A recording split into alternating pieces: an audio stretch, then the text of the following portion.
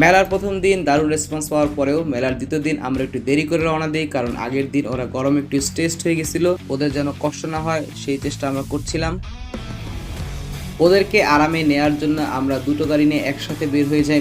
শুক্রবার থেকে আমরা অতি দ্রুত পৌঁছে যাই মেলার স্টলে এবং যে আমরা এনিমেলসগুলোকে কেজে রাখি। আর আলহামদুলিল্লাহ সাথে সাথে মানুষের ভিড় আবার শুরু হয়ে যায়। As Friday is the weekend, so I was expecting that huge number of crowd would come and exactly that has happened.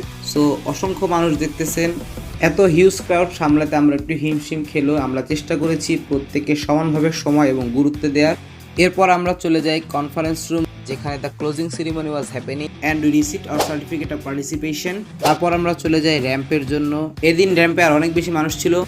এত হিউজ একটা ন্যাশনাল ইভেন্ট এত সাকসেসফুলি আয়োজন করার কারণে মেলার আয়োজক কমিটিকে আমি ধন্যবাদ জানালাম। লাস্ট দিনে আমাদের সাথে ঘটা সব থেকে সুন্দর ঘটনাটি জানার জন্য দেখতে হবে দ্বিতীয় দিন নিয়ে বানানো ডিটেলস ভিডিওটা।